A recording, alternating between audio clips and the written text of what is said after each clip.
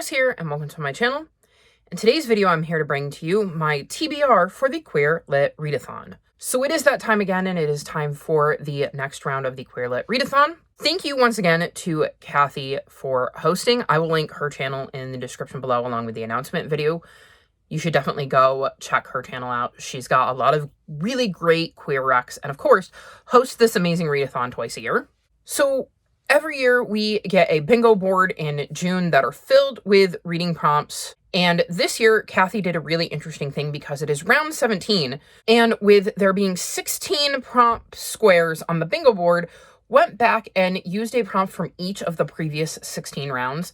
And this is how the bingo board turned out. I think it is very interesting, and I have picked a book for every single square on the bingo board. So let me run you through what I'm hoping to read for the Queer Lit Readathon this year. So first up, we had a spec, and for this I'm going to be reading Baker Thief by Claudie Arsenal. I've read the first book in another series by this author and really enjoyed it, so I have high hopes for this one. And it looks like we may have a couple of POVs. There's going to be Adele, who is trying to catch the purple-haired thief who broke into her home. And then there is Claire, the purple-haired thief that broke into Adele's home, but also runs the local bakery. But it looks like the things that Claire are stealing are red gems that are heralded as the energy of the future, but she knows they're made of witches' souls. And she redoubles her efforts to investigate these stones after her twin, a powerful witch, disappears. And it seems as she's searching, she's going to keep running into Adele, and their relationship may be the key to finding out what happened to her sister. And it says, Baker Thief is the first in a fantasy series meant to reframe romance tropes within non-romantic relationship and centering aromantic characters. Those who love enemies to lovers and superheroes should enjoy the story. And I do love a good superhero story, and I love the idea that we're focusing on aromantic characters. So very excited to check this one out, and hopefully I enjoy it as much as I did the other book I've read by this author.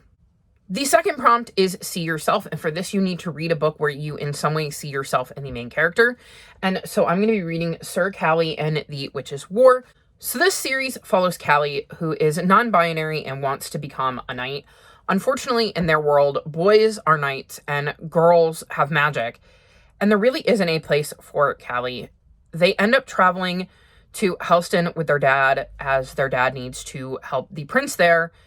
Unfortunately, Helston does not like different, and Callie being non-binary definitely makes them stick out like a sore thumb. These are incredibly hard reads for middle grade. They tackle some really serious topics, especially considering, like I said, Helston is not necessarily down with Callie being non-binary, and as I said, boys are knights, girls have magic, so there's some very strict gender roles in here as well. I have really enjoyed the series. I'm partway through book 2 right now, and I want to keep the ball rolling and read book 3 in June.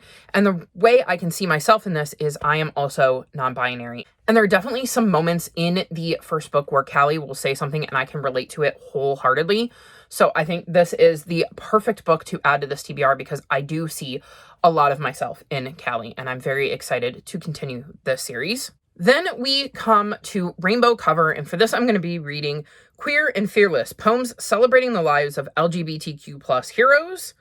And this looked like a really cute picture book that is going to combine poetry and historical information to teach kids about different leaders of the queer movement.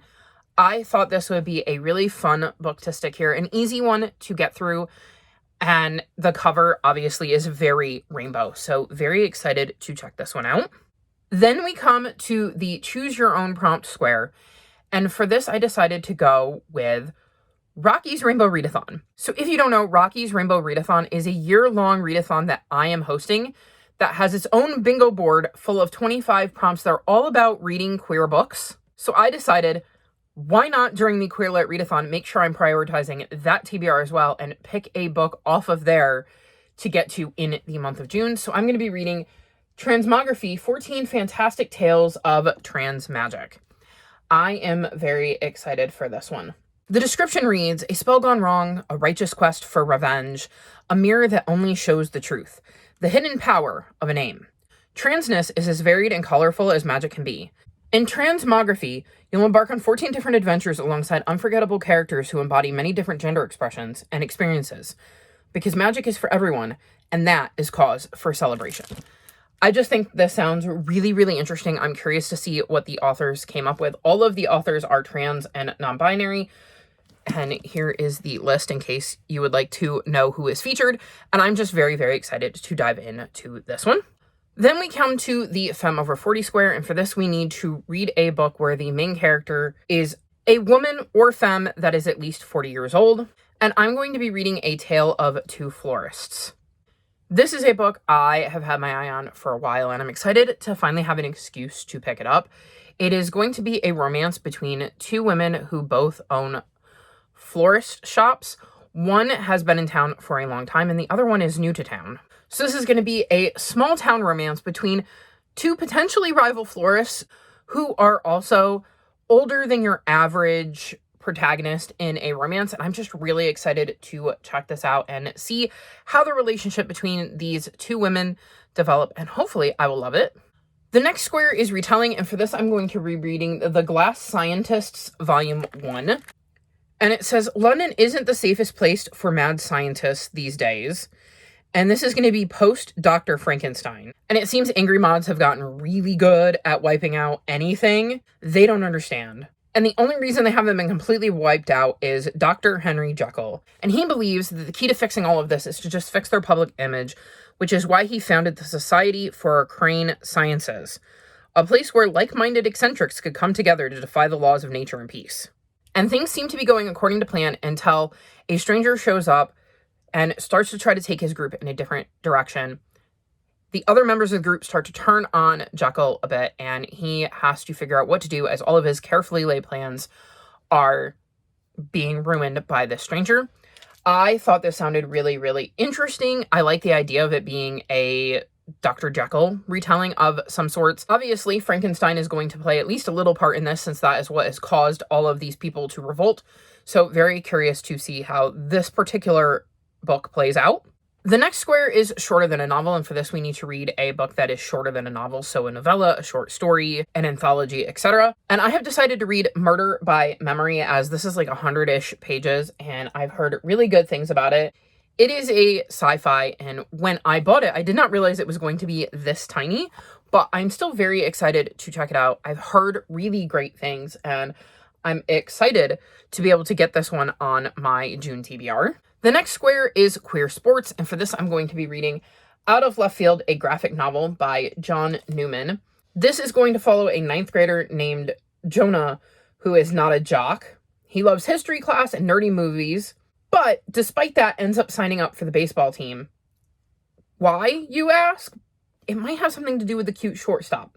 And this is based on the author's coming-of-age experiences. So I'm very excited to check this out and see how Jonah makes out playing baseball. The next square is Messy Queers. And for this, I have chosen to read The Disaster Gay Detective Agency, because in the description, it says, meet the disaster gays. They're messy, they're queer, and they're about to solve a murder or die trying. So it's literally in the description that it's going to be messy.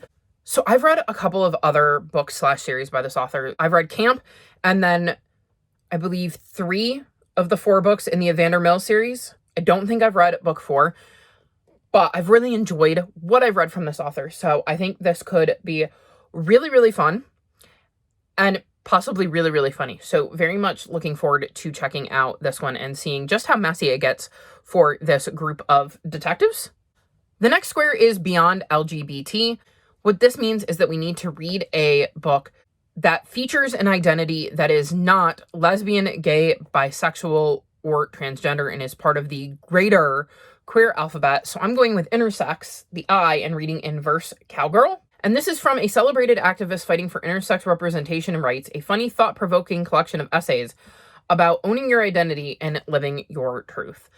I feel like there are not enough intersex books out there, and I want to read as many of them as I can.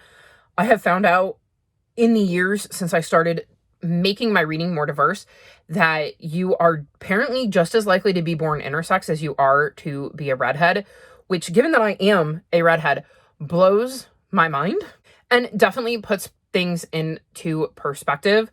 I know one of the things that really infuriates me when people are arguing about how many genders there are is the fact that intersex people get completely overlooked when people are talking about the fact that you are either biologically male or female at birth. And since I found out about the redhead statistic, I've tried explaining it to people who don't quite get it, like, say, my mom, that you're either blonde or brunette. There are no other hair colors, and yet I'm clearly not blonde or brunette. So which category do I fall into? And that is just as realistic as saying you're either male or female. You can't possibly be anything else when you're born. And that really did put it in perspective for me. And I think it is starting to put it in perspective for my mom a little bit. So that was really nice. But I would like to learn more about intersex people, see more representation, especially considering there are a lot more people who are intersex than I originally thought. And I'm just very curious to learn more about them. So very excited to dive into this one. The next square is folklore. And for this, we need to read some sort of book with folklore in it. And I've decided to read Tales from Beyond the Rainbow, 10 LGBTQ plus fairy tales proudly reclaimed. This book has been on my TBR for ages. I wanted to get to it, and I finally found a way to stick it on a TBR. I'm hoping fairy tales and folklore are close enough, but this is what I'm going to be reading for this prompt, and I'm very, very excited. Also, how awesome is that cover? I absolutely adore this cover, so I'm hoping that the book is just as amazing as the cover. Then we come to the escape prompt, and for this, we need to read a book about a character escaping something, or maybe reading a book to escape the reality of what's going on, and a book you can kind of lose yourself in. So I have chosen A Vow Made Twice. This is the third book in the Barden Siblings series. I think that's what it's called. I have loved the first two books. I had such a great time with them, and I'm very excited to get into the third one. These are companion novels that follow siblings, and in this one, we're following Ash. He has to find a wife to ensure the family line, but has pledged himself to another. And making new vows, even with his lover long since dead, feels like the ultimate betrayal to his memory. And it looks like Ash is going to arrive in the keep of a widow named Agnes, who wants two things: to avoid marrying a childhood friend and to be true to herself. And Ash may grant her the perfect opportunity to have the freedom to do exactly that. Not only avoid marrying a childhood friend, but to be the person she is, be that Lady Lord or something else entirely.